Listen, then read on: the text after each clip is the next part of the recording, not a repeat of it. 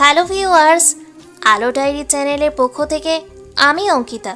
প্রতিদিন নতুন নতুন ভালোবাসার গল্প সবার আগে শুনতে চাইলে আমাদের আলো ডায়েরি চ্যানেলটি সাবস্ক্রাইব করে পাশে থাকা বেল আইকনটি বাজিয়ে দিন। কেমন? ধন্যবাদ।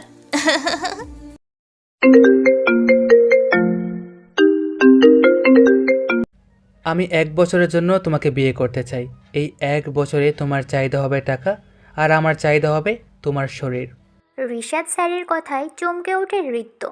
এই মুহূর্তে তার টাকার খুবই প্রয়োজন, কিন্তু তার প্রয়োজনের এমন একটা সুযোগ যে রিশাদ নিবে তা সে ভাবতেও পারেনি। রিশাদ ঋত্যের অফিসের বস। 2 মাসও হয়নি ঋত্য অফিসে জয়েন করেছে। আজ প্রথম বসের কাছে এসেছিল স্যালারি অ্যাডভান্স নেওয়ার জন্য, কিন্তু রিশাদ এমন একটা প্রস্তাব দিয়ে বসল।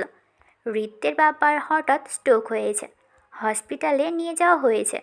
অবস্থা বেশি ভালো নয়, ডক্টররা ট্রিটমেন্ট করছেন, কিন্তু প্রচুর টাকার দরকার। এক মুহূর্তের জন্য ঋতুর সমস্ত শরীর জুড়ে শীতল হাওয়া বয়ে যায়। চোখের সামনে বাবার আকুতি ভরা চেহারা আর ঋষাদের বাঁকা হাসি ভেসে ওঠে। 8 বছর বয়সে মাকে হারানোর পর বাবা তার একমাত্র অবলম্বন। বাবাকে হারাতে পারবে না ঋত্য। কন্ট্রাক্ট পেপার হাতে দাঁড়িয়ে আছে রিশাদ। সে ভালো করেই জানে ঋতু এ পেপারে সাইন করবেই। বাবার জন্য মেয়েটা যে নিজেকেও বিক্রি করতে পারে তা সে ভালো করেই জানে। ঠোঁটের বাঁকা হাসিটা এখনও বিদ্যমান। পিন ড্রপ সাইলেন্ট রুমে হাতে থাকা দামি ঘড়িটা টিকটক শব্দটাও কানে আসছে রিশাদের। সে অপেক্ষায় আছে ঋতু সম্মতির। চোখ বন্ধ করতেই বারবার দিব্য চেহারাটাও ভেসে উঠছে ঋত্যর সামনে। দিব্য ছেলেটা যে বড্ড ভালোবাসে তাকে। একদিকে বাবা, অন্যদিকে ভালোবাসা। নিঃশ্বাস বন্ধ হয়ে আসছে ঋত্যর। হঠাৎ চোখ খুলল ঋত্য। রিশাদের হাত থেকে কন্ট্রাক্ট পেপার নিয়ে খুব দ্রুত সাইন করে দিল। পেপারটা ছিল ঋত্য আর রিশাদের রেজিস্ট্রি পেপার, আর একই সাথে 1 বছরের কন্ট্রাক্ট পেপার। সাইন করার সাথে সাথেই রিশাদ ফোন বের করে কাউকে কল দিল। রিশাদ ফোনে কথা বলছে। রিশাদের সামনেই দাঁড়িয়ে আছে ঋত্য। দিব্যর চিন্তায় মাথাটা বারবার চক্কর দিয়ে উঠছে। ধীরে ধীরে চোখ ঝাপসা হয়ে আসলো। পড়ে যাওয়ার শব্দে পিছনে তাকিয়ে ঋত্যকে মেঝেতে পড়ে থাকতে দেখল রিশাদ। ফোন রেখে ঋত্যর কাছে দৌড়ে এলো সে। ঋত্যকে কোলে করে সোফায় শুইয়ে দিল। ঋত্যর গোছালো চেহারার সাথে এলোমেলো চুলের কম্বিনেশনটা পছন্দ হলো না রিশাদের। আলতো করে ঋত্যর চুলে হাত বুলিয়ে দিল রিশাদ।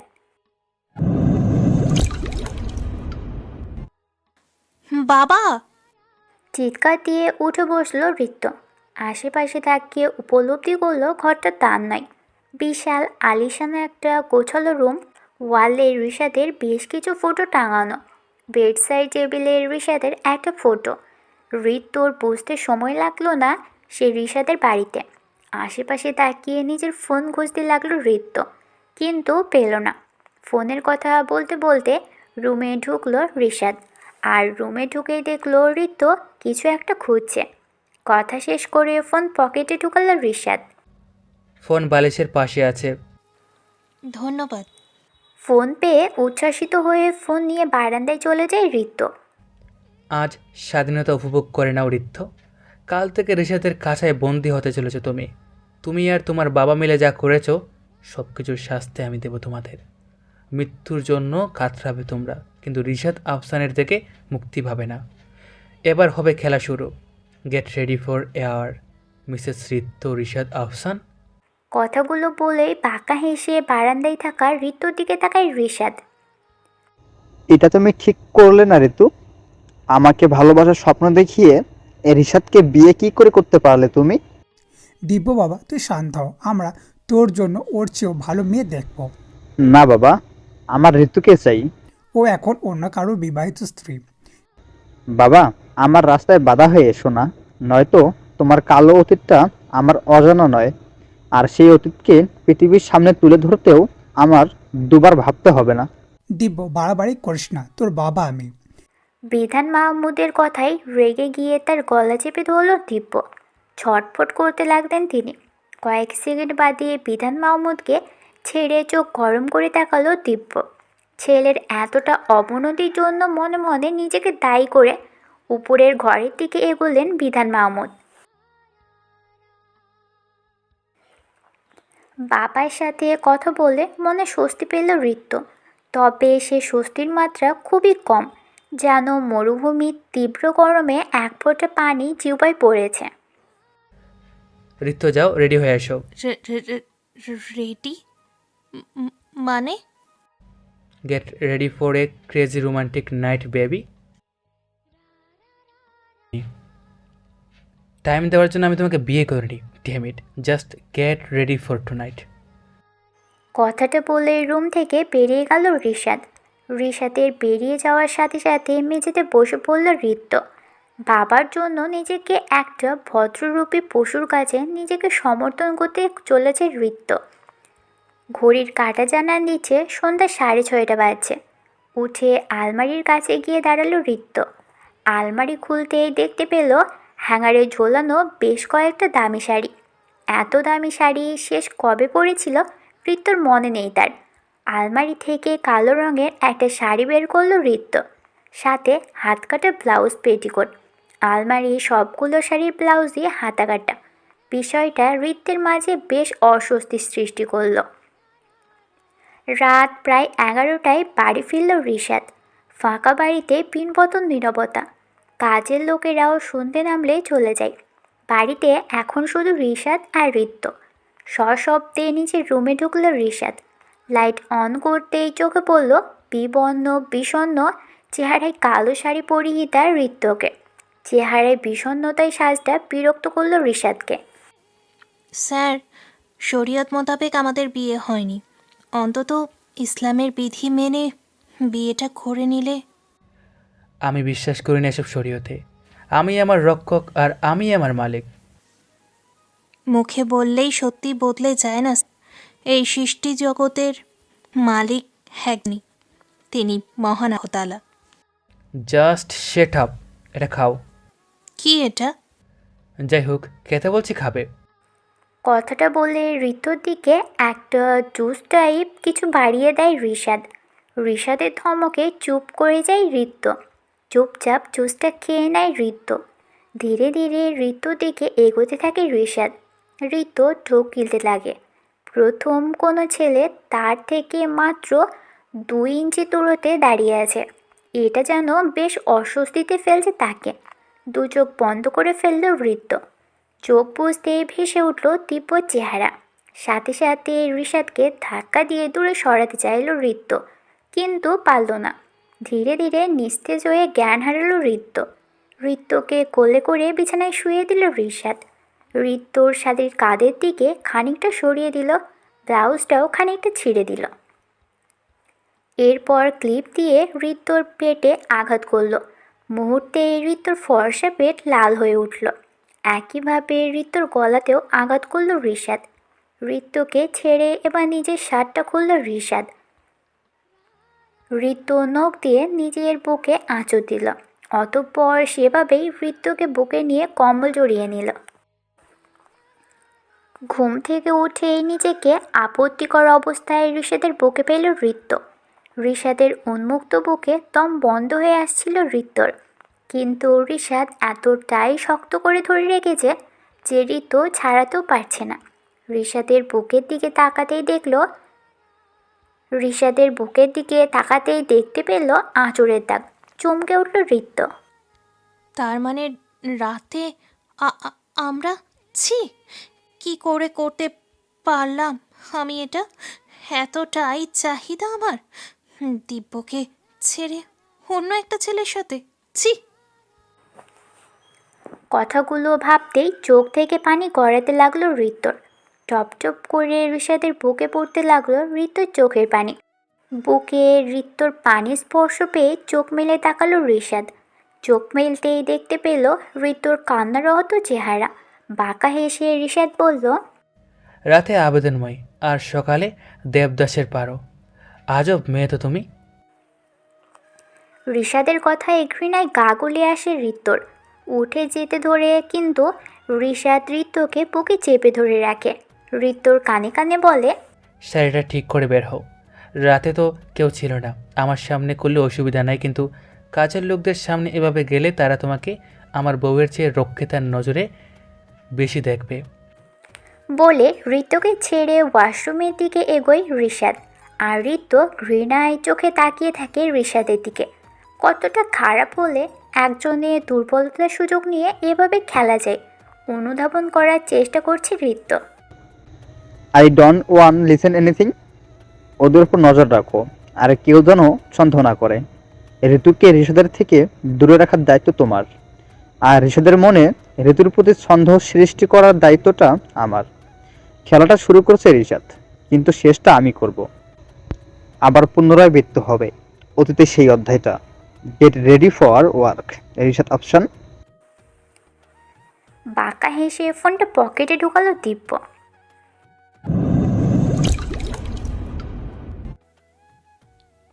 সরি দীপু, আমি যা করেছি তা আমার বাধ্যবাধকতা। ওর সাথে শোয়াটা বুঝি তোমার বাধ্যবাধকতা? ঋতুর কথার পিঠেই বলে উঠল দিব্য। দিব্যর এ কথায় আশ্চর্য হয়ে গেল ঋতু। দিব্য কী করে জানলো তার আর ঋষাদের সম্পর্কের কথা, যেভাবে সে নিজেই কিছু মনে করতে পারছে না? তুমি কি করে জানলে? ঋতুর প্রশ্নে ভ্যাবাচাকা খেয়ে যায় দিব্য। তবে নিজেকে সামনে নিয়ে জোর গলায় বলে ওঠে, তোমার গলার দাগগুলো নিশ্চয়ই আপনা আপনি হয়নি। দিব্যর কথায় অস্বস্তিতে পড়ে ঋতু স্কার্ফ দিয়ে গলা ভালোভাবে ঢেকে নিয়ে বলে, আমি কি করতাম দীপু? বাবা অসুস্থ, তোমাকে এতবার ফোন দেওয়ার পরও তোমার ফোন সুইচ অফ বলছিল। I was just blank the moment. কিন্তু এই বিয়েটা সির্ফ ঋতু কিছু বলতে যাবে তার আগেই তার ফোন বেজে ওঠে। ফোনের স্ক্রিনে বস নামটা ভেসে উঠেছে। নিজেকে শক্ত করে ফোনটা ধরে ঋতু। ফোন ধরতেই অপর পাশ থেকে শুনতে পাই, হাউ ডিয়ার ইউ! তোমার সাহস হলো কী করে আমাকে না বলে বাড়ি থেকে বেরোনোর? আমি 5 মিনিটের মধ্যে তোমাকে বাড়িতে দেখতে চাই। It's an order. ঋতুকে কিছু বলতে না দিয়ে ফোন কেটে দেয় ঋষাদ। ঋষাদের ধমকে বেশ ভয় পেয়েছে ঋতু। যদি তার বাবাকে কিছু করে ফেলে। দিব্যকে কোনো রকম বাই বলে এক প্রকার দৌড়ে ক্যাফে থেকে বেরিয়ে ক্যাবে উঠে বসলো ঋতু। ক্যাফের চেয়ারটাতে ভ্রু কুঁচকে বসে রইল দিব্য। তার কৌতূহলী মন বলছে ঋতু এরপরে কিছু বলতে চাচ্ছিল, মূল্যবান কোনো তথ্য দিতে চাচ্ছিল। শেট বলে টেবিলে ঘুষি মারে দিব্য। কেন বেরিয়েছিলে without asking me? Sorry. To hell with your sorry. আজ থেকে তুমি জাস্ট অফিসে যাবে অ্যান্ড বাড়ি ফিরবে। প্রত্যেক শনিবার বাবার সাথে দেখা করতে পারবে। বাবাকে ভালো দেখতে চাইলে মেনটেন দিস রুলস। হাতে থাকা ব্লুটুথ কানে লাগিয়ে পরপরের মতো বিছানায় বসে কথা বলতে বলতে পেরিয়ে গেল ঋষাদ। রাগী মুখটা এতক্ষণ লাল হয়েছিল। নীল চোখ জোড়াও যেন মায়ের পরিবর্তে বিষাদের প্রতীক হয়েছিল। ঋষাদের চোখের দিকে আর তাকালো না ঋতু। রুমে গিয়ে অফিসের জন্য রেডি হতে লাগলো। আজ মনটা বড্ড খারাপ রাহাত আহমেদের। মেয়ে কত তাড়াতাড়ি পর হয়ে গেল তার। মেয়ের দিকে যেন প্রতিটা বাবার জন্য অভিশাপ। কয়েক ঘন্টা যাবৎ মেয়ের চেহারা না দেখায় মনটা উদ্বিগ্ন হয়ে আছে তার। তিনি ঠিক করে রেখেছেন হসপিটাল থেকে রিলিজ দেওয়া মাত্রই তিনি মেয়ে শ্বশুরবাড়ি গিয়ে মেয়েকে দেখে আসবেন। প্রতিটা বাবার কাছে মেয়ে মানে ভালোবাসার সবচেয়ে বিশাল স্থান। মেয়ের চেয়ে বেশি ভালো কেউ বাঁচতে পারে না বাবাকে। তাই হয়তো বাবার জন্য এত বড় আত্মত্যাগ করতে বেশি ভাবতে পারেনি ঋতু। অবশ্যই আমাদের বিয়ে সম্পর্কে কেউ জানে না। সো তুমি অফিসের একজন অর্ডিনারি স্টাফ ছেলে, আর সেটাই থাকবে। যাও, এই ফাইলগুলো কমপ্লিট করে নিয়ে আসো, আর আমার পিএ আসিফকে রুমে পাঠাও। Okay sir. ফাইলগুলো হাতে নিয়ে নিজের ডেস্কে গেল ঋতু, আর আসিফকেও ঋষাদের কাছে পাঠিয়ে দিল। আসিফ, আজকের সবগুলো মিটিং ক্যান্সেল করে দাও। কেন sir, anything wrong? No, everything is fine, but আমি আজ দুপুরে থাকবো না, বিকেলে আসবো। ততক্ষণে মিস ঋতুকে সব কাজ কমপ্লিট করে আমার কেবিনে সাবমিট করতে বলবে। Okay sir. আসিফকে সব বুঝিয়ে দিয়ে অফিস থেকে বেরিয়ে যায় রিশাদ। অফিস থেকে বেরিয়ে হুডিসহ কালো জ্যাকেটে নিজেকে জড়িয়ে নেয়। নিজের গাড়ি নেওয়ার ভুলটা করে না।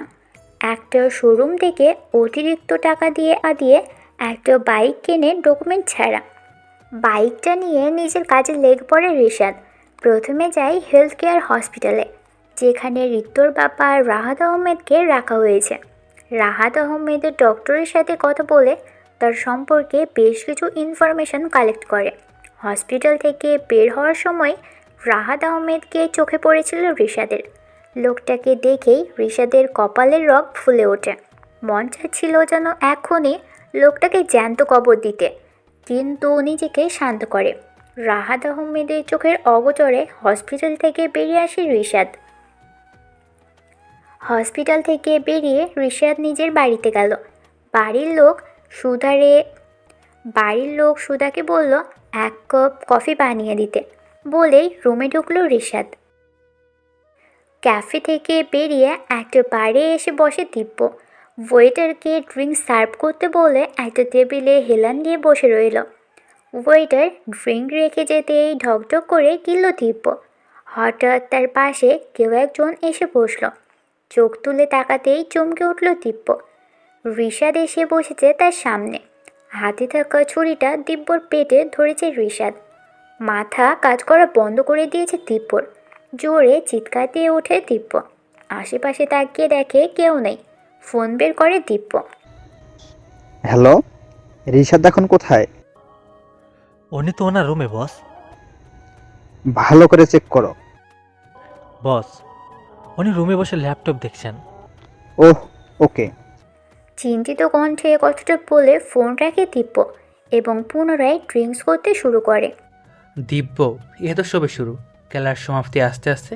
খেলার মতো অবস্থাতে থাকবে না তুমি। কত বোকা স্পাই লাগিয়েছ আমার পিছনে, যে রিয়াল আর গ্রাফিক্সের পার্থক্যই বুঝে না। হুডি দিয়ে মুখ ঢেকে বার থেকে বের হয় রিশাদ। বাইকটা নিজের সিক্রেট হাইড আউটে রেখে জ্যাকেট খুলে রেখে পিছনের গেট দিয়ে বাড়িতে ঢুকলো এবং ফর্মাল ড্রেসে সবার সামনে দিয়ে অফিসে গেল। অফিসে ঢুকেই প্রথমে আসিফকে ডেকে বলল ঋতুকে ডাকতে। ঋতু ফাইলগুলো নিয়ে রুমে ঢুকলো। রিশাদ ফাইল চেক করতে লাগলো। চেক বললে ভুল হবে, মূলত একটা ভুল খুঁজতে লাগলো। হঠাৎ একটা ফাইলে কিছু চেঞ্জ দেখে ভ্রু কুচকালো রিশাদ। এই প্রজেক্টের বাজেট আগেরটা কেটে এটা কেন করা হয়েছে? স্যার, এটা ছোট একটা প্রজেক্ট, এর জন্য এতটা বাজেট রাখার কোনো আবশ্যকতা আমি দেখছি না, তাই বাজেটটা কমিয়ে। Who the hell are you? কোম্পানির বাজেট ডিসাইড করার তুমি কে? আমি কারেকশন করতে দিয়েছিলাম, চেঞ্জ করতে না।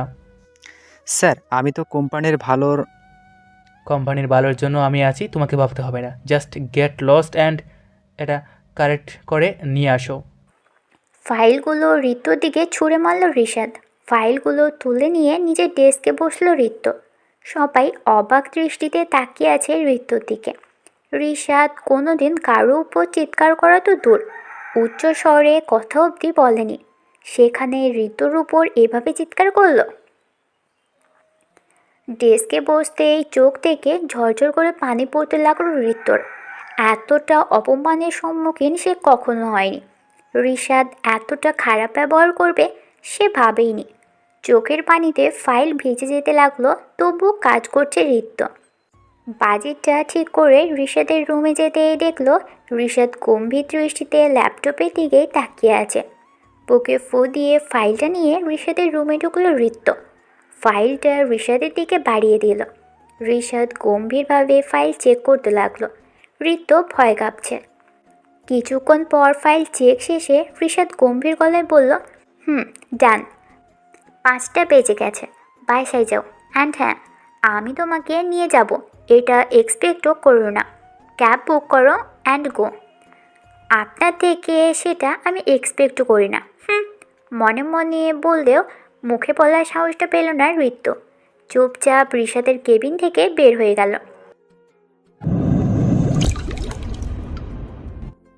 এই যে ফুলকলি, এই তো দেখি হুড়পড়ি রাস্তায় নেমে এসেছে।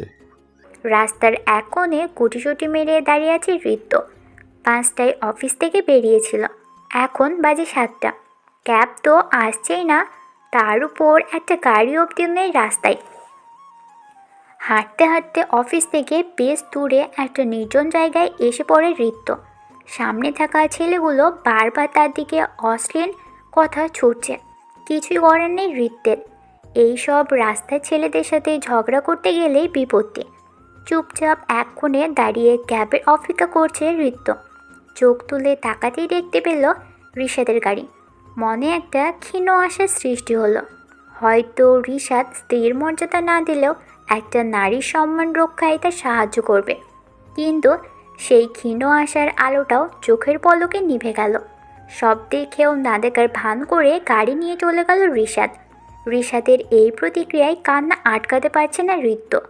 কোনো মতে নিজেকে শক্ত করে সামনে এগোতে নেয়, কিন্তু বখাটে ছেলেগুলো চারপাশ থেকে ঘিরে ধরে ঋত্যকে। আরে মামা, পাখি তো দেখি পুরো ধাবা ধান দেয়। হতে দিলে তো। চলো তো মামুনি, আমাদের সাথে চলো। এ কি, এই মেয়ের মুখ দিয়ে তো দেখি কথাই বেরোয় না। এমন মেয়েই তো চাই। ওই, ওকে ধর। ছেলেগুলো ঋত্যর হাত ধরে টানাটানি শুরু করে। মস্তিষ্ক সম্পূর্ণ ব্ল্যাঙ্ক হয়ে গেল ঋত্যের। এমন পরিস্থিতিতে কখনোই পড়েনি ঋত্য। চোখ বুজে নিজেকে আত্মসমর্পণের জন্য প্রস্তুত হয় ঋত্য। হঠাৎ অনুভব করে ছেলেগুলো তার হাত ছেড়ে দিয়েছে। একবারের জন্য ভেবেছিল রিশাদ এসেছে, কিন্তু চোখ খুলে আসিফকে দেখে রিশাদকে নিয়ে আর কিছু ভাবতে মন চায় না। ছেলেগুলোকে পুলিশে থ্রেট দিতেই ওরা পালিয়ে যায়।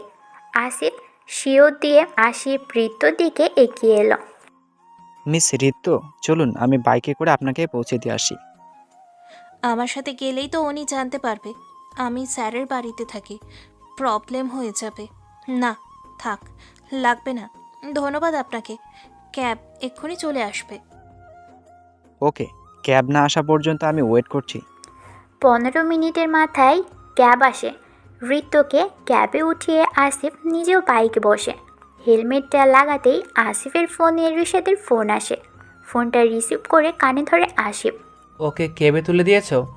জি স্যার, কিন্তু সামান্য একটা এমপ্লয়ের জন্য এসব কেন? ও একটা মেয়ে, তারপর একজন এমপ্লয়। কিন্তু স্যার আপনিও তো বাঁচাতে পারতেন। বেশি কথা বাদ দাও, বাইরে যাও অ্যান্ড কাল টাইমলি অফিসে আসবে। Okay sir. ফোন রেখে মুচকে হাসে রিশাদ। ঋত্যর চেহারায় দেখা ভয়টা প্রতি মুহূর্ত থাকবে ওর চেহারায়। আজ তো সবে শুরু, ছেলেগুলোকে ওদের পেমেন্টটা দিতে হবে। তবে এই ছেলেগুলো ওভার অ্যাক্টিং করেছে। ঋত্য কাঁদছিল। অ্যানিওয়ে, ঋত্য যা হয় হোক, আই ডোন্ট কেয়ার। একা একাই বকবক করছে রিশাদ। বাড়িতে ঢুকতেই বরাবরের মতো নীরবতা অনুভব করে রিশাদ। এই নিস্তব্ধ পরিবেশটা বেশ উপভোগ করে রিশাদ। টাইটেল লুজ করতে করতে সিঁড়ি দিয়ে উপরে উঠে সে। সামান্যতম দায়িত্ববোধও কি এক্সপেক্ট করতে পারি না আপনার থেকে? ওয়াইফ হিসেবে না হোক, একটা মেয়ে হিসেবে তো আমাকে বাঁচাতে পারতেন, কিন্তু না, আপনি তো দেখেও না দেখার ভান করলেন। এতটা খারাপ যে মানুষ হয় তা আপনাকে না দেখলে জানতাম না। অবশ্য আপনাকে তো মানুষ বলাও যায় না। যে ব্যক্তি সৃষ্টিকর্তাকে বিশ্বাস করে না সে মানুষ হতেই পারে না। আপনি একটা জড়বস্তু, যার কোনো অনুভূতি শক্তিই নেই। একটা রাস্তার কুকুরকে কাতরাতে দেখেও মানুষের মনে দয়া হয়, আর সেখানে আমি মাঝ রাস্তায় কাঁদছিলাম, তাও আপনার দয়া হয়নি। এতটাই নিষ্ঠুরতা আপনার মাঝে? চিৎকার করে এক নাগাতে কথাগুলো বলে ফেলল ঋত্য। টেবিলে থাকা পানির গ্লাসটা ঋত্যর দিকে বাড়িয়ে দিয়ে রিশাদ বলল, এই সমস্ত ফ্রাস্ট্রেশন আমার উপর না ঝেড়ে যদি এখান থেকে দুটো লাইন চিৎকার করে ওই ছেলেগুলোর উপর ঝাড়তে, তাহলে রাস্তায় দাঁড়িয়ে কাঁদতে হতো না। তোমরা মেয়েরা নিজেদের দুর্বল দেখাও বলেই তোমাদের দুর্বল বাবা হয়। যেখানে তুমি নিজে আত্মসমর্পণ করেছিলে সেখানে তোমাকে বাঁচানোর আমি কে? অ্যান্ড লিসেন, নেক্সট টাইম থেকে রিশাদ আফসানের সাথে উঁচু গলায় কথা বলার আগে নিজের বাবার অবস্থা ভেবে নিও। রিশাদের কথায় বিপরীতে কিছু বলার মতো খুঁজে পায় না ঋত্য। প্রতি মুহূর্তে অপমান আর থ্রেট করে চলেছে ছেলেটা তাকে। কোনোভাবে এক একটা বছর কেটে গেলে হয়। রিশাদের খবর কি? বস, রিয়াদ রাতে কাউকে বাড়িতে রাখে না। যা জানার সকালে জানতে পারবো। ঋতু আর ঋষাদের মধ্যে সত্যিই কিছু হয়েছে। হ্যাঁ বস, আমি নিজের চোখে সকালে দেখেছি রিও আর ঋষাদের অবস্থা। দুজনে হয়েছে, থাক। আর রসিয়ে বলতে হবে না। যা কাজ দিছি সেটা করো। ফোন কেটে দিতেই বিধান মাহমুদ দিব্যর ঘরে ঢোকে। দিব্য চোখ বন্ধ করে রকিং চেয়ারে হেলান দিয়ে বসেছিল। দিব্য শোন, ঋতুর চিন্তা তুই বাদ দে, ও এখন বিবাহিত। আমি ওর জন্য এত কিছু করেছি, আর তুমি বলছো বাদ দিতে? আমাকে এসব শেখাচ্ছ? এই শিক্ষা তখন কোথায় ছিল, যখন তুমি রায়হান দিব্য, তোকে বারবার বলছি অতীতকে ঘাটাবি না। অতীতে আমি খারাপ ছিলাম, কিন্তু তার মানে এই নয় যে সারা জীবন খারাপ হয়েই বাঁচতে হবে। আমি ঋতুকে বিয়ে করবই। এলু দ্যাট মাই অবসেশন। ভালোবাসায় জেদের কোনো স্থান নেই দিব্য। একদিন বুঝবি সেটা, কিন্তু তখন হয়তো পরিস্থিতি হাতের বাইরে থাকবে। জাস্ট লিভ মি অ্যালোন বাবা। বিধান মাহমুদ বেরিয়ে যেতেই দু হাতে মাথা চেপে ধরে দিব্য। বারবার চোখের সামনে ভেসে ওঠে ঋত্যর মুখটা। ঋত্য চোখ জোড়া, ঋত্যের সাথে কথা বলার জন্য সারাক্ষণ ছটফট করা, কিন্তু কথা বলার সাহস না পাওয়ার শৈশবটা। এসব ছিল সুমধুর স্মৃতি, কিন্তু এরপরেই যে স্মৃতিটা যুক্ত হয় তিক্ততা। তিক্তময় অতীতের প্রতিদানে ঋত্যকে পেয়েও যেন হারাতে বসেছে দিব্য। আজ ভয় হচ্ছে দিব্যর, ঋত্যকে সারা জীবনের জন্য হারিয়ে ফেলার ভয়। ভালোবাসার সংজ্ঞা হয়তো এমনই। প্রথম প্রেমে পড়া ছটফটানিটা পরবর্তী নিতান্তই বোকামি মনে হলেও এই ছটফটানিটাতে ঠোঁটের মুচকি হাসির কারণ। আর দিন শেষে বিচ্ছেদের ছটফটানিটা হৃদয়ে জমে থাকা কষ্টগুলোর আজীবন জীবিত থাকা সাক্ষী। রাতে ঋষাদ ঋত্যর রুমের দিকে যায়নি। ঋত্য অফিসের কাপড় পরেই শুয়ে পড়ে, কিন্তু ঘুমের মাঝে হৃদস্পন্দনের ঊর্ধ্বগতিটা বহাল থাকে। ঋষাদ কিছুতেই ঘুমোতে পারছে না। ঘুম জিনিসটার সাথে তার সম্পর্ক বরাবরই আদায় কাজ কলায়। কেন যেন রাতটাকে জাগিয়ে রাখতে ভালোবাসে। স্টোর রুমের দরজাটা আলতো খোলা। ভিতরে ঋষাদ দাঁড়িয়ে আছে একটা ফটো ফ্রেমের সামনে। ফটো ফ্রেমটাতে 3টে পরিবার একসাথে দেখা যাচ্ছে। ঋষাদের বাবা মা বাদ দিয়ে অপর 2 ফ্যামিলির সবার মুখ রেড মার্ক দিয়ে আঁকা টার্গেট বৃত্তের মাঝে। নিষ্ঠুর দৃষ্টিতে তাদের দিকে তাকিয়ে আছে ঋষাদ। কষ্ট কি তোমরা খুব শীঘ্রই বুঝবে। তিলে তিলে কষ্ট দিয়ে মারবো তোমাদের।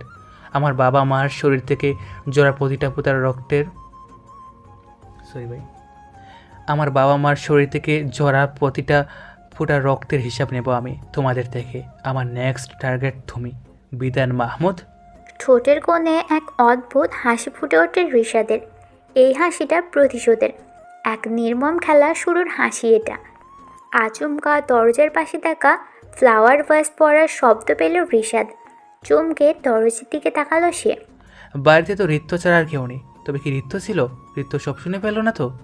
ওসব জেনে গেলে সব খেলা নষ্ট হয়ে যাবে আমার। চিন্তিত কণ্ঠে কথাগুলো বলে দরজার দিকে এগুলো ঋষাদ।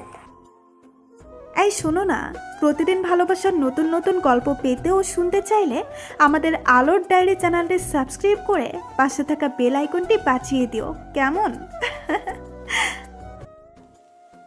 শালা, বাসটা ভাঙার আর সময় পেল না। স্যার কি আমাকে দেখে ফেলল? ইয়া মামুদ, রক্ষা করো। তাড়াতাড়ি কাঁথা মুড়ি দিয়ে শুয়ে পড়ে ঋত্য। ভয়ে হাত কাঁপছে তার।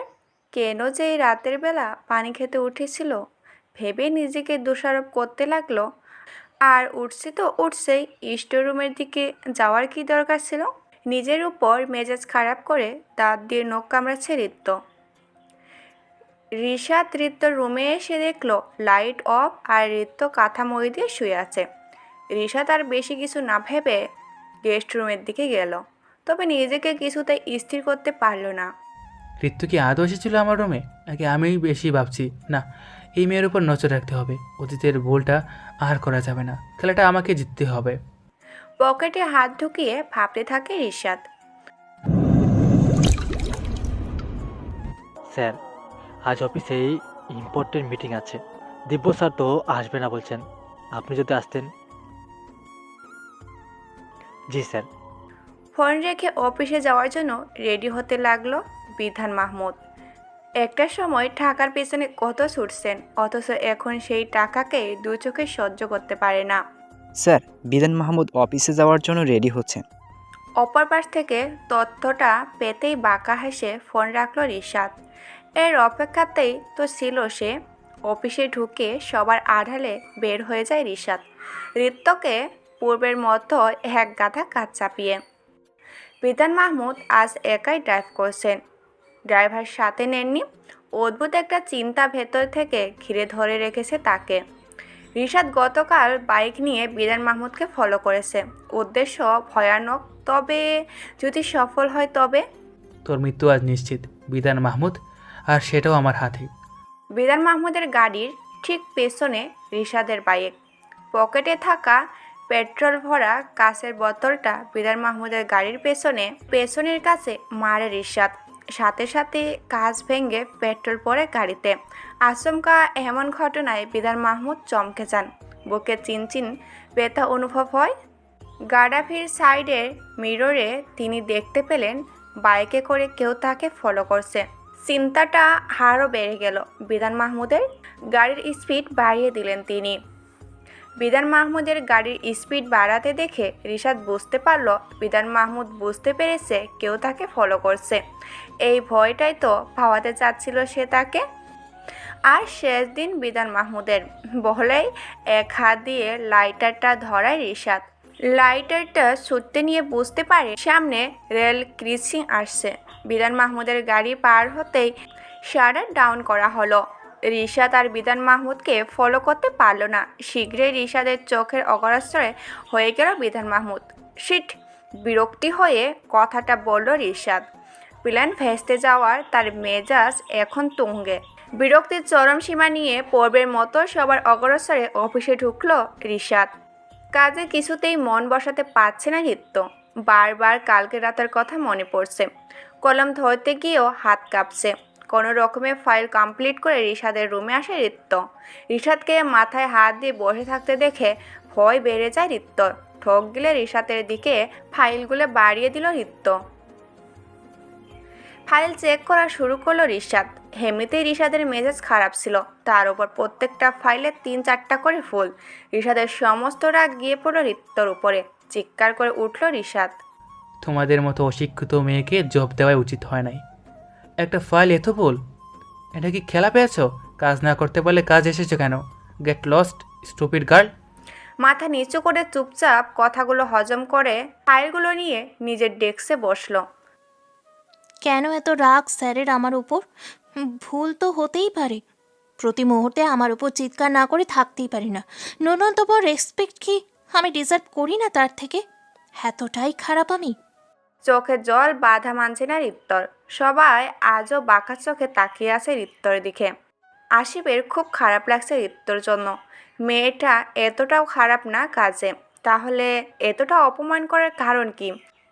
কিন্তু ঋত্যকে দেওয়ার মতো কোনো সান্ত্বনাও নেই তার কাছে। চুপচাপ নিজের কাজ করতে থাকে সে। রিশাদের মনটা বড্ড ছটফট করছে। কোনো কিছুই ভালো লাগছে না তার। সে বুঝতে পারছে না এই ছটফটানির কারণটা কি। বিধান মাহমুদকে মারার প্ল্যানটা ভেস্তে যাওয়া, নাকি ঋত্যর সাথে খারাপ ব্যবহারের? ঋত্যর সাথে খারাপ ব্যবহার করে যে তৃপ্তি রিশাদ পেতে চায়, তা সে কখনোই পায় না। উল্টো পায় একরাশ অস্বস্তি আর অতৃপ্তি অনুভূতি। এমন হওয়ার কারণটা অজানা রিশাদের।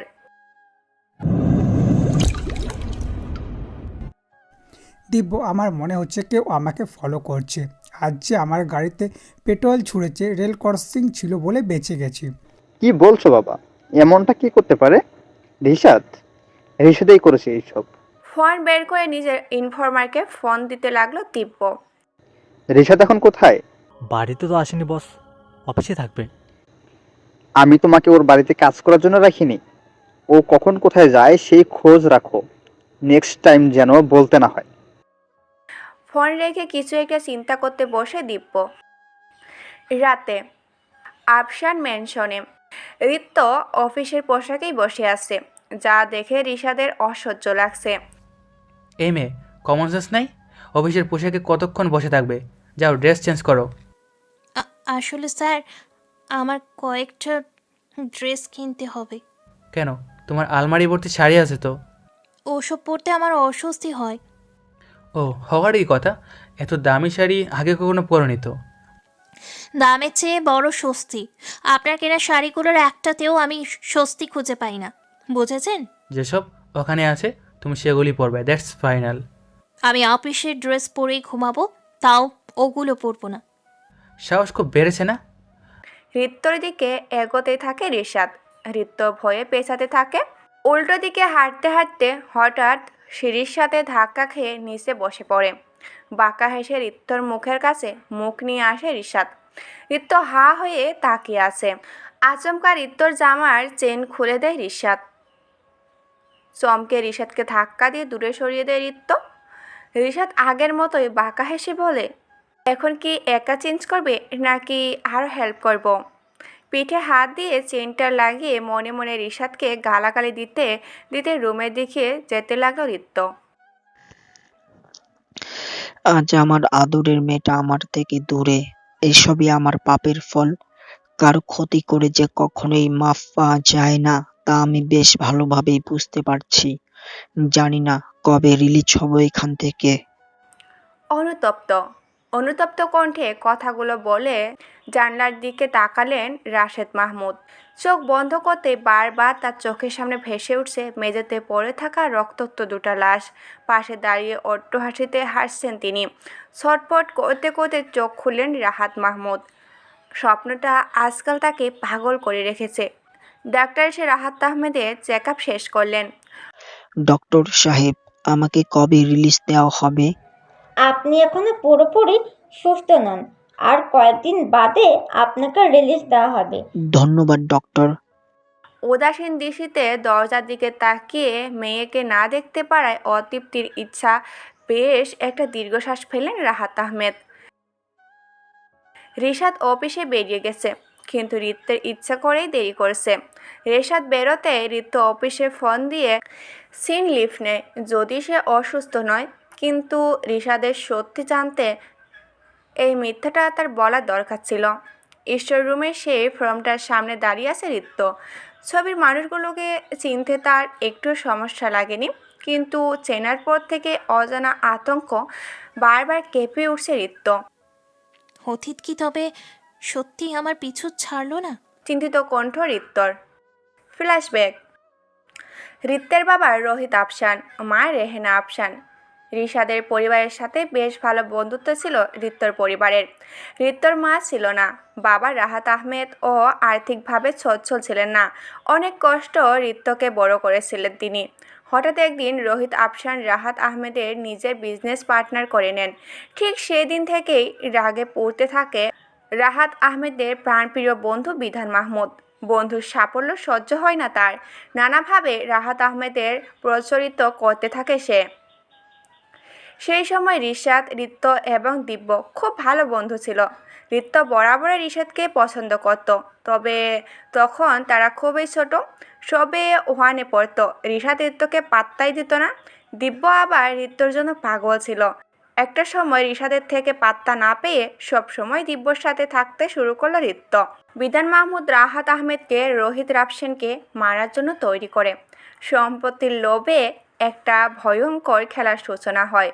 রিশাদের চোখের সামনে তার বাবা মাকে ছুরির আঘাতে রক্তাক্ত করা হয়। বাবা মাকে বাঁচাতে চিৎকার করে ছুটতে থাকে রিশাদ। দিব্য রিত্যকে বোঝায়, এই সুযোগ রিশাদের উপর প্রতিশোধ নেওয়ার। ও তোকে পাত্তা দেয় না, যা ওকে ধাক্কা দে। শিশুমন রিত্যর। দিব্যর কথার বসে চলে আসে সে। রাস্তার মাঝে রিশাদকে ধাক্কা দিয়ে ফেলে। সামনে থেকে আসা গাড়িটার সাথে ধাক্কা লেগে পড়ে যায় রিশাদ। রিশাদের আঘাত পাওয়ায় আনন্দ পায় রিত্য। দুজনে ফিরে আসে বাড়িতে। রিশাদ মারা যায়নি সেদিন। গাড়ির মালিক তাকে বাড়িতে এনে নিজ সন্তানের মর্যাদা দেয়, বড় করে তোলে। সেই থেকে রিশাদের মনে জ্বলছে প্রতিশোধের আগুন। যে টাকার জন্য রাহাত আহমেদ এত কিছু করেছে, ইনভেস্ট করে তার সমস্তটাই হারিয়েছেন তিনি। রিশাদ অফিসে যেতেই জানতে পারল রিত্য অফিসে আসেনি। রিশাদের সন্দেহ আরও গভীর হলো যে সেই রাতে রিত্যই ছিল দরজার পাশে। আর সেই সত্যিটা জানতে রিত্য আজ অফিসে আসেনি। অফিস থেকে দ্রুত বেরিয়ে যায় রিশাদ। রিত্য এখনও স্টোররুমের মেঝেতেই বসে আছে। সে এখনো বিশ্বাস করতে পারছে না এই রিশাদেই তার ছোটবেলার ভালো লাগা ছিল। কিন্তু রিশাদের সাথে সে যা করেছে তার কোনো ক্ষমা নেই। বড় হয়ে দিব্যকে সারা জীবন পাশে পেয়ে, দিব্যর ভালোবাসা পেয়ে সে রিশাদকে ভুলতেই বসেছিল। রিশাদ বাড়িতে ঢুকেই প্রথমে ওয়াশরুমে ঢুকলো এবং যা অ্যাকসেপ্ট করেছিল তাই। ঋতু ওয়াশরুমের মেঝেতে বসে আছে। রাগে রিশাদের চোখ লাল হয়ে আছে। রাগে ঋত্য চুলের মুঠি ধরে টেনে আনে ফ্লোরে ছুঁড়ে মারে রিশাদ। আচমকা এমন করায় ভেবা থেকে খেয়ে যায় ঋত্য। তবে নিজেকে সামলানোর চেষ্টা করে কিন্তু পারে না। রিশাদ ঋত্যকে ফ্লোর থেকে টেনে তুলে সিঁড়ির দিকে ছুঁড়ে মারে। ঋত্য যে ব্যথা পাচ্ছে সেদিকে কোনো খেয়ালই নেই রিশাদের। সিঁড়ির সাথে ধাক্কা দিয়ে পড়ে যায় ঋত্য, কিন্তু রিশাদ এগিয়ে এসে দেখেও না। ঋত্যকে সম্পূর্ণ উপেক্ষা করে সিঁড়ি দিয়ে উপরে উঠে যায় রিশাদ। রিশাদের এতটা অবহেলার নিষ্ঠুরতা দেখে চোখের পানি চলে আসে ঋত্যর, কিন্তু এটাকে নিজের নিয়তি ভেবে চুপচাপ উঠে রুমের দিকে চলে যায়। রুমে ঢুকতেই দেখতে পায় ঋত্য বিছানায় বসে পা নাড়াচ্ছে। ছোটবেলা থেকেই এই কাজটা রিশাদ তখনই করে যখন সে মাত্রাধিক রেগে যায়। এটা তার কাছে রাগ নিয়ন্ত্রণ করার পদ্ধতি। ঋত্যর চোখ ভিজে উঠছে। ছোটবেলায় করা একটা ভুল আজ জীবনে এভাবে ফিরে আসবে সে কখনোই ভাবেনি। রিশাদ, আমাকে ক্ষমা করে দাও। আমি যা করেছিলাম তা। আমার তোমার চেহারা অবধি দেখার রুচি নেই। 1 বছরের জন্য বিয়ে করেছিলাম কষ্ট দেওয়ার জন্য, কিন্তু তোমার মতো মেয়েকে চোখের সামনে দেখা আমার জন্য বেশি কষ্টের। 2 দিনের মধ্যে তুমি ডিভোর্স লেটার পেয়ে যাবে। তবে ভেবো না এত সহজে তোমাদের ছেড়ে দেব। তোমরা শাস্তি পাবেই, আর এই রিশাদ আফসানের হাতেই পাবে সে শাস্তি। রিশাদ আফসান কাউকে ক্ষমা করে না। রিশাদ, আমার কথাটা শোনো। ছোটবেলা থেকে তোমাকে ভালো লাগতো, আর তুমি আমাকে পাত্তাই দিতে না। সেই দিন যখন দিব্য রাইট দিব্য। দিব্য যা বলবে তুমি তাই করবে। দিব্য যদি বলে কাউকে মেরে ফেলো তুমি সেটাই করবে। এত ভালোবাসো? I can't bear your face, just get lost. ঋত্যকে রুম থেকে বের করে দিয়ে দরজা বন্ধ করে দিল রিশাদ। মাথাটা ভারী হয়ে আসছে তার। ঋত্যকে বিয়ে করে সে প্রতিশোধ নিতে চাইছিল। তার প্রতি আর বিন্দু মাত্র আগ্রহ নেই নিশাদের। এখন সেই ঋত্যর মাঝে আগের খুনিটাকে দেখতে পাচ্ছে। এখন ঋত্যকে আরও কষ্ট দেওয়ায় রিশাদের উদ্দেশ্য। তবে সবার আগে সে ঋত্যর থেকে ডিভোর্স চায়। মেয়েটাকে নিজের বাড়িতে আর সহ্য করতে পারবে না রিশাদ।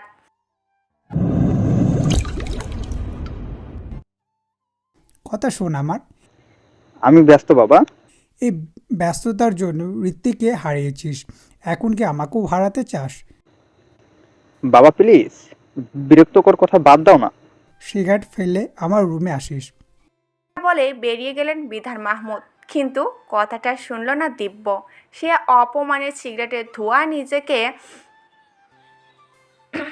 খুঁজতে ব্যস্ত। দূরে কোথাও থেকে একটা গানের সুর ভেসে আসছে। দিব্যর গিটারের সুর উঠাতে শুধু ঋত্যর নাম। দিব্যর গিটারের সুর উঠত শুধু ঋত্যর নামে। আজ ঋত্য নেই, তার গিটারের অযত্ন পড়ে আছে। সিগারেটে আরেক টান দিয়ে ফেলে দিব্য। সিগারেটে হাতে নিল, চোখ বুঝতে ঋত্য চেহারাটা ভেসে উঠল। বুঝতে গিটারের তালে গানের সুরে ঋত্যকে খুঁজতে ব্যস্ত হয়ে পড়ল দিব্য। सुन मेरे हमसफर, क्या तुझे इतनी सी भी खबर की तेरा सनशाइन चलती जिधर रहूंगा बस वही उमर भर ही रहूंगा बस वही उमर भर जितनी हंसी या मुलाकातें नहीं। আর গান গাইতে পারল না দিব্য। গলা কেঁপে কেঁপে উঠছে। চোখ বন্ধ করলে চোখ দিয়ে পানি করবে। এতটা অসহায় আজ দিব্য শুধু ভালোবাসার জন্য। ভালোবাসা মানুষকে অসহায় করে, ততটা অসহায় যতটা মানুষের বেঁচে থেকেও মরে যাওয়ার জন্য যথেষ্ট। রাহাত আহমেদ আজকাল প্রায় মেয়েকে নিয়ে দুঃস্বপ্ন দেখেন। চিন্তার শেষ নেই তার, কিন্তু হসপিটালের কর্তৃপক্ষ তাকে রিলিজ করছে না। অতিরিক্ত দীর্ঘশ্বাস বারে বারে তাকে ঘিরে রয়েছে। হ্যালো উকিল সাহেব, ডিভোর্স পেপার রেডি করুন। তুমি আবার ভুল করছো রিশাদ। ঋত্যকে বিয়ে করার আগেও আমি তোমাকে ভাবতে বলেছিলাম, কিন্তু তুমি হুট করে কাজটা করে বসলে। এভাবে ডিভোর্স দিয়ে আর একটা ভুল করছো তুমি। আমি তোমার বাবার বন্ধু, তোমাকে ভালো মন্দ বোঝানোর অধিকার আমার আছে। আঙ্কেল প্লিজ, ওই মেয়েটার দিকে তাকালেই আমার নিজের বাবা মার রক্তাক্ত চেহারা মনে পড়ে। Control your self Rishad. 1 বছরের কন্ট্রাক্ট তুমি করেছো, এত সহজে নিজেকে দুর্বল করে দিও না। তুমি তোমার বাবা মার খুনের প্রতিশোধ নিবেই, আমি জানি। থ্যাঙ্কস আঙ্কেল, আপনি সবসময় আমাকে ঠিক রাস্তা দেখে এসেছেন। আমি আপনার কথা মতোই কাজ করব। রাখছি। ফোন কেটে দিয়ে চিন্তিতভাবে রকিং চেয়ারে হেলান দিয়ে বসে আছে রিশাদ। রিশাদ কিছুতেই নিজেকে স্থির রাখতে পারছে না। চঞ্চল মস্তিষ্ক বারবার ঋত্যর প্রতি ঘৃণার দৃষ্টিতে তাকাচ্ছে। বাধ্য হয়ে আজ প্রথম রেড ওয়াইনের কয়েক ঢোক গলা অবধি নামালো। ড্রিঙ্কস করার পর থেকে মাথাটা যেন আরও ভারী হয়ে গেল। রিশাদ টলমল করতে লাগলো, ঠিকমতো দাঁড়াতেও পারছে না। রিশাদের রুমের পাশ দিয়ে যাওয়ার সময় ঋত্য খেয়াল করলো রিশাদ ড্রিঙ্ক করে টলমল করছে, যে কোনো সময় পড়ে যেতে পারে। ঋত্য এসে রিশাদকে ধরে বিছানায় বসালো। ঋত্যকে দেখে নিশাগ্রস্ত অবস্থায় হাসতে লাগলো রিশাদ। তুই আমাকে মারার আগে একটাবার ভাবলি না? রিশাদ, আমিও তোকে ভালোবাসতাম, কিন্তু দেখতে চেয়েছিলাম তুই আদৌ আমাকে ভালোবাসিস নাকি। সেটা তোর আবেগ ছিল, আবেগে ছিল সেটা, তাই তো আমাকে মারতে হাত কাঁপলো না তোর। না রিশাদ, আমি সত্যিই খুব ভালোবাসতাম তোমায়। ভালোবাসার মানে তুই বুঝতে আদৌ? তোর ভালো লাগা ছিলাম, শুধু পাত্তা দেনি বলে মেরে ফেললি। তুমি বেশি ড্রিঙ্ক করে ফেলেছো রিশাদ, শুয়ে পড়ো। রিশাদকে বিছানায় শুয়ে দেয় ঋত্য, তারপর সরে আসতে নেয়। ঋত্য সরে যেতে নিলে রিশাদ ওর হাত টেনে নেয়। ঋত্য গিয়ে পড়ে রিশাদের বুকের উপর। রিশাদকে এতটা কাছাকাছি দেখে ঘামতে শুরু করে ঋত্য। এমনই একটা মুহূর্ত স্বপ্নে সে প্রায় দেখত, কিন্তু কখনো ভাবেনি সত্যি রিশাদের এতটা কাছাকাছি আসতে পারবে। ঋত্য রীতিমতো চোখ বড় বড় করে রিশাদের দিকে তাকিয়ে আছে। ওই কি শুনতে পাচ্ছি তো, আমি কি ঠসা নাকি? আচ্ছা শোনো, বলো। আমি হট না, তাই না? এটা কেমন প্রশ্ন? It's Rishad Asnan hot. বাদ দাও তো। আমি যা বলছি তার উত্তর দাও। কি প্রশ্ন? আমি হট না? হ্যাঁ, খুব হট। দেখো আমি ঘামছি।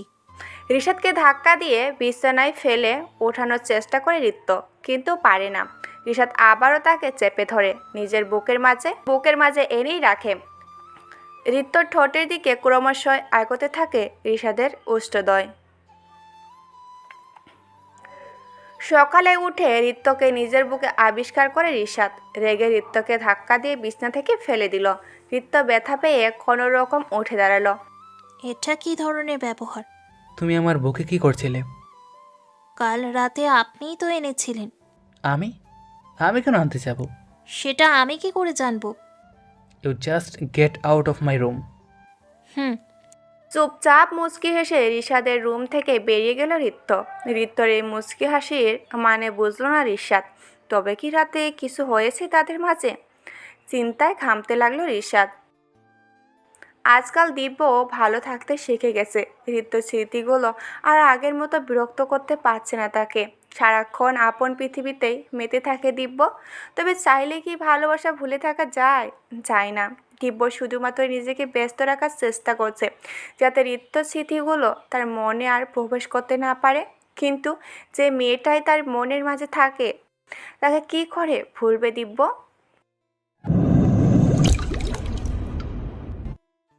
2 মাস পার হয়ে এলো। রিশাদ ঋত্যর সাথে কথা বলা একেবারে বন্ধ করে দিয়েছে। ঋত্য কিছু বলে না। বিষয়টা এমন যেন এক ছাদের দৃশ্য থেকেও এক আকাশ দূরত্ব। কয়েকদিন ধরে ঠিক মতো কিছু খাচ্ছে না ঋত্য। যাই খাচ্ছে বমি করছে। ঋত্যর শরীরে দিন দিন এই অবনতি রিশাদের নজরে কাটছে। ঋত্যের শরীরে দিন দিন এই অবনতি রিশাদেরও নজর কাটছে। আর সকাল থেকে ঋত্যকে দেখেনি রিশাদ। অফিসেও আসেনি মেয়েটা। বাসায় ফিরতে দমকল ঋত্য চিন্তিত মুখে বিছানায় বসে আছে, পাশে একটা ফাইল। রিশাদকে দেখেই এক প্রকার ছুটে এলো ঋত্য। রিশাদ, একটা কথা ছিল। মেমে না করে বলে ফেলো। প্রেগনেন্ট। হোয়াট? এটা কিভাবে সম্ভব? সেই দিন রাতে তুমি মজা করছো? আমি এতটা ড্রাঙ্ক ছিলাম না যে তোমার সাথে এত কিছু করে ফেলবো আর জানতেও পারবে না। রিশাদ, আমি সত্যি বলছি। বিট রেডি, কাল তোমাকে ক্লিনিকে নিয়ে যাব। বিশ্বাস করো না তাই না? ওকে, নিয়ে যেও। আমি ঘুমাতে যাচ্ছি। খেয়েছো কিছু? না, ভালো লাগছে না। ফ্রেশ হয়ে আসছে, যাও ডাইনিং টেবিলে বসো। খাবো না আমি। সারাদিন ল্যাপটপে কাজ করে হাত ব্যথা করছে, এরপর যদি তুমি চাও আমি তোমাকে কোলে করে টেবিল অবধি নিয়ে যাই, আই ডোন্ট মাইন্ড। না, তুমি ফ্রেশ হও, আমি বসছি। Good girl. রিশাদ ফ্রেশ হতে গেল আর রিত্য টেবিলে বসলো। রিশাদের এই ছোটোখাটো কেয়ারগুলোই তো পেতে চেয়েছিল রিত্য, কিন্তু এভাবে পাবে সে কখনোই ভাবেনি। রিশাদ যা করেছে তার শুধু ওর অনাগত সন্তানের কথা ভেবে, অথচ একটা মেয়ে যে তাকে পাগলের মতো ভালোবাসে সেটা সে একটিবারও বুঝলো না। সকালে ঋত্য চলো। রিশাদ ড্রাইভ করছে, রিত্য পাশে বসে আছে। এই প্রথম রিশাদের পাশে বসার সুযোগ পেল রিত্য। আনন্দের চোখ ঝাপসা হয়ে আছে রিত্তর। ঋত্য, সরি, আমি যদি সত্যি সে রাতে কিছু করে থাকি, ছোটোবেলার ঘটনার প্রতিশোধ নিতে, আমি মোটেও এমনটা করিনি। এটা শুধুমাত্র একটা অজানা ভুল। তোমার কাছে হতে পারে অজানা ভুল, কিন্তু তোমার সেই ভুলটা আমার সন্তান, আর সে কখনো আমার কাছে ভুল নয়। তুমি ডিভোর্স দিতে পারো, চিন্তা করো না। আমার জীবনে আর কোনো পুরুষ আসবে না, আর নাই তোমার সন্তানের জীবনে নতুন কোনো বাবা। ঋত্য, প্লিজ স্টপ। না রিশাদ, আমি সত্যিই বলছি, আমি কখনো কোনো অধিকার নিয়ে তোমার সামনে দাঁড়াবো না। কখনো বলবো না মিস্টার রিশাদ আফসান ও তোমার সন্তান। রিশাদ আর কিছু বলল না।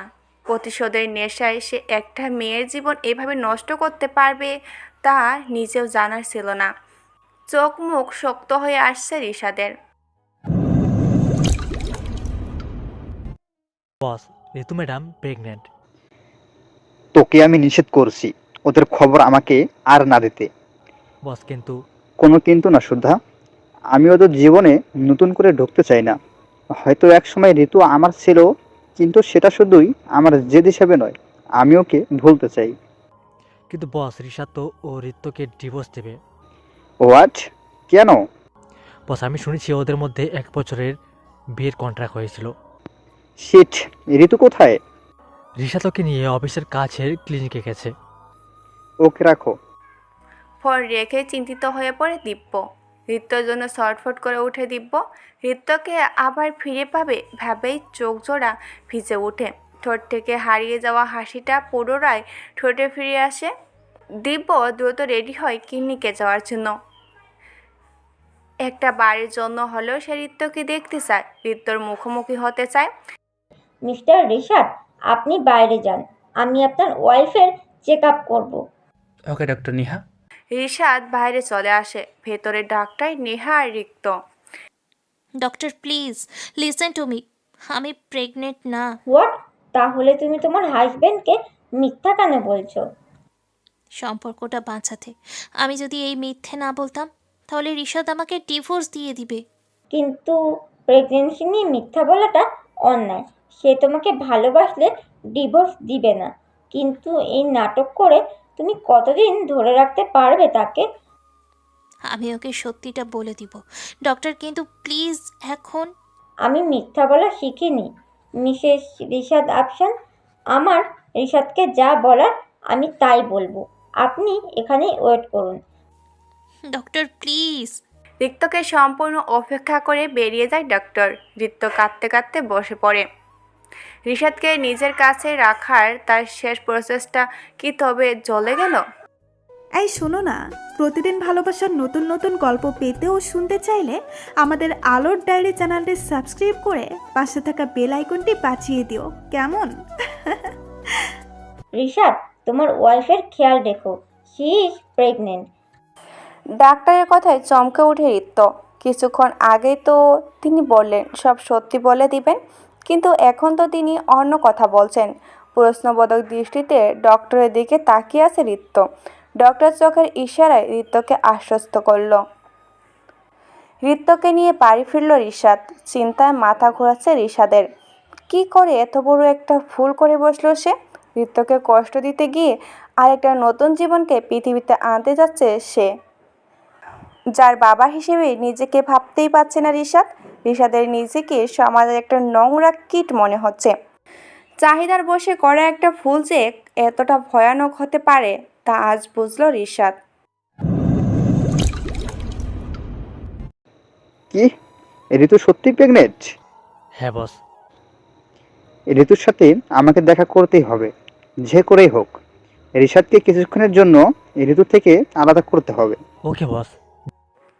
ফোন কেটে দিয়ে দিব্য ভাবতে থাকে কি করা যায়। হঠাৎ করে দিব্যর মাথায় একটা শয়তানি বুদ্ধি খেলে যায়। সুধাকে ফোন করে নিজের সমস্ত প্ল্যান বলে দিব্য। হঠাৎ করে আননোন নাম্বার থেকে কল আসে রিশাদের ফোনে। অপর পাশে থাকার লোকটা বলল গার্ডেনটায় দেখা করতে, কোনো ইম্পর্টেন্ট নিউজ দেওয়ার আছে। রিশাদ যদিও বিশ্বাস করেনি, তবে কে ফোন করেছে তা জানার জন্য এসেছে। রিশাদ বের হতে দিব্য চুপি চুপি রিক্তর কাছে যায়। দিব্যকে দেখেই মস্তিষ্কে রাগ চলে যায় রিত্তর, কিন্তু এর কারণটা অজানা তার। দিব্য এসে রিত্তকে জড়িয়ে ধরে। রিত্ত দিব্যর থেকে নিজেকে ছাড়ানোর চেষ্টা চালাচ্ছে। অবশেষে রিত্তকে ছাড়লো দিব্য।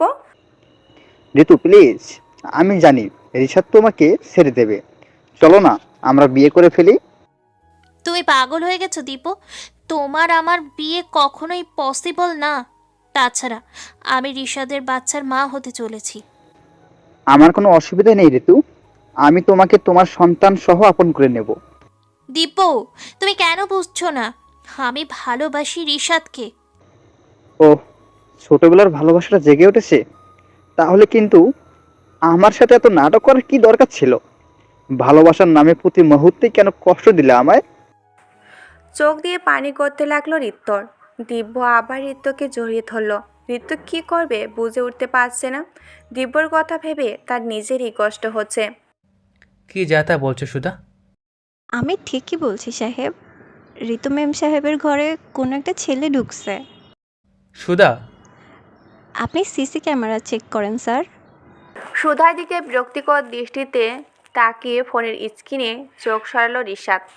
আর যা দেখলো তাতে সে সত্যি কেঁপে উঠল। রিত্ত দিব্যকে জড়িয়ে ধরে আছে। বেশ কিছুক্ষণ পর রিত্তকে ছেড়ে লুকিয়ে বেরিয়ে গেল দিব্য। রাগে শরীরের রক্ত টকবগে ফুটে উঠেছে রিশাদের। রিত্তকে খুন করতে ইচ্ছা করছে তার, কিন্তু কেন এমন হচ্ছে? তবে কি রিশাদও ভালোবেসে ফেলেছে রিত্তকে, নাকি শুধু নিজের সন্তানের খাতিরে? স্যার একটা কথা কই। বলো। না মানে স্যার, ছোট মুখে বড় কথা কইতেছি কিন্তু। যেটা কথা সেটা বলো, এত অপ্রাসঙ্গিকতা ভালো লাগে না আমার। আমার মন বলতেছে ঋতু ম্যাম সাহেব গর্বের সন্তানটা আপনার না, ওই লোকটার। এর আগেও আমি ওরে দেখছি লুকায় বাড়িতে ঢুকতে, কিন্তু ঋতু ম্যাম নিষেধ করছিল, তাই আপনারে বলবার বাড়ি নেই। কি, ঋতু তোকে টাকা দেয় নাকি আমি দিই? এত বড় একটা কথা আর তুই আমাকে আজ বলছিস? সর সামনে থেকে। কিন্তু স্যার। সর বলছি। রিশাদ সোজা এসে রিত্তর মুখোমুখি দাঁড়ায়। ভয়ে কাঁপতে থাকে রিত্ত। কোনোভাবে দিব্যকে দেখে ফেলেনি তো রিশাদ। কাঁপছো কেন? কিছু না, এমনিতেই একটু অস্বস্তি হচ্ছে। কেউ এসেছিল? না, না তো। তোতলাচ্ছ কেন? এমনিতেই। আচ্ছা শোনো, নিজের খেয়াল রাখো, যাও রেস্ট নাও। রিশাদের কথায় আশ্বস্ত হয়ে রিত্ত শুয়ে পড়ল, কিন্তু ভয় প্রতি মুহূর্তে কুড়ে কুড়ে খাচ্ছে তাকে। ভয়ে হাত পা ঘেমে যাচ্ছে বারবার। রিশাদ চুপচাপ লক্ষ্য করছে রিত্তর গতিবিধি। সন্দেহটা ধীরে ধীরে গাঢ় হচ্ছে রিশাদের। ক্রমশ রাগে লাল হয়ে আসছে রিশাদের চোখজোড়া। রিত্ত কাঁপতে কাঁপতে ঘুমিয়ে পড়ে। প্ল্যান মতো সব হচ্ছে? জি বস। রিশাদ সন্দেহ করেছে তো যে ঋতুর গর্ভের সন্তান আমার? হ্যাঁ বস, এমনভাবে কানে বিষ ঢেলেছি যে কি বলবো। দেখবেন কালকেই ঋতু ম্যাডাম বাড়ি থেকে বের করে দেবে। তুমি তোমার কাজের টাকা পেয়ে যাবে। আর হ্যাঁ, রিশাদের উপর ভালো মতো নজর রাখবে। ওকে বস। ফোন কেটে দিয়ে বিছনায় বসে পড়ে দিব্য। রিত্তকে পাওয়ার জন্য কতটা নিচে নেমে গেছে সে। ভাবতে চোখ জোড়া অশ্রুসিদ্ধ হয়ে আসে দিব্যর, কিন্তু কিছু করার নেই। রিত্ত তার এডিকশন। রিত্তকে ছেড়ে বেঁচে থাকাটা তার পক্ষে কোনোভাবেই সম্ভব না। চোখ বন্ধ করতে নিজেকে অন্ধকারে বিলিয়ে যেতে দেখল। গভীর একটা অন্ধকার জগতে নিমিষে বিলীন হয়ে গেল সে। রিশাদ বলে চিৎকার করে দুঃস্বপ্নের ঘুম ভেঙে যায় রিত্তর। রিশাদ পাশেই ঘুমিয়েছিল। রিত্তকে ভয় পেয়ে উঠে দেখে পাশে থাকা গ্লাস থেকে পানি খাওয়ায়। ঋত্য ঢকঢক করে সম্পূর্ণ গ্লাসের পানিটুকু খেয়ে নিল। ঋত্যর এভাবে ভয় পাওয়া দেখে চিন্তায় বাসা বাঁধল রিশাদের মনে। কিন্তু ঋত্যর প্রতি কোনো অনুভূতিকে মনে পাত্তা দেয় না রিশাদ। এইভাবে এই অনুভূতিকেও পাত্তা দিল না। কিন্তু মন তো কথা শোনে না। বেহা মনটা বারবার ঋত্যর চিন্তাতেই বিকুল হয়ে আছে। মিস্টার বিধান মাহমুদ, এই ডিলটা আপনার কোম্পানির জন্য অনেক লাভজনক। আপনি কেন ডিলটা করতে রাজি না? আমার হয়তো লাভ হবে, কিন্তু ওই কোম্পানিটা বিপদে পড়ে লস ডিলটা করতে রাজি হয়েছে। আমাদের একটা ভুল ওই কোম্পানির জন্য সর্বনাশ বয়ে আনতে পারে। বিজনেসে এসব দেখা হয় না স্যার। বিজনেস মানে শুধু টাকা। পিএ সাহেব, টাকার লোভ অনেক আগেই মরে গেছে। লাখ লাখ টাকা দিয়ে ভালোবাসার স্ত্রীকে বাঁচাতে পারিনি। কি করব আমি এই টাকা দিয়ে? সরি স্যার, আমি বুঝতে পারিনি, আপনার খারাপ লাগবে। আরে না, ঠিক আছে, আপনি এখন আসতে পারেন। বিধান মাহমুদ চোখ বন্ধ করে চেয়ারে হেলান দিয়ে আছেন। মনটা বড্ড কু ডাকছে তার। বারবার মনে হচ্ছে খারাপ কিছু একটা হতে চলেছে। মনকে বারবার মিথ্যা প্রমাণ করতে উঠে পড়ে লেগেছেন তিনি, কিন্তু মন তো তার শুনছে না। অবশেষে বিধান মাহমুদ সিদ্ধান্ত নিলেন আজ হসপিটালে গিয়ে বন্ধু রাহাতের সাথে দেখা করে আসবেন। ঋত্য উঠো, খেয়ে নাও। আমার ভালো লাগছে না স্যার, আমি খাবো না। একটা কথা বলি? বলুন। আমি কি এতটাই খারাপ? কেন স্যার? একবারে বলতে পারতে তুমি দিব্যকে ভালোবাসো, আমি চলে যেতাম তোমাদের মাঝ থেকে। প্রতিশোধের নেশা তো কেটেছিল আমার। কি দরকার ছিল এসব করার? টাকার দরকার ছিল? কি বলছেন এসব? নাটক করো না ঋতু, আমি জানি তোমার গর্বের সন্তান দিব্যর। স্যার! চিৎকার করো না, সত্যি এটাই। জানো ঋতু, আমি প্রচণ্ড কষ্ট পেয়েছিলাম, প্রচণ্ড। ধীরে ধীরে ভালোবাসতে শুরু করেছিলাম কিনা, কিন্তু ভালোবাসার যে প্রতিদান তুমি দিলে। স্যার বিশ্বাস করুন, দিব্য আর আমার মধ্যে কোনো সম্পর্ক নেই। তাহলে কেন এসেছিল দিব্য? কেন লুকিয়ে দেখা করেছে তোমার সাথে? কেন জড়িয়ে ধরেছিল তোমাকে? বলো। স্যার, আপনি ভুল ভাবছেন। সেই দিন যা হয়েছিল। প্লিজ ঋতু, শাক দিয়ে মাছ ডাকা যায় না। আমার কথাটা। ঋত্য কিছু বলার আগে গাড়ি থেকে বেরিয়ে আসে রিশাদ। ঋত্য আতঙ্কিত দৃষ্টিতে তাকিয়ে আছে রিশাদের চাওয়ার দিকে।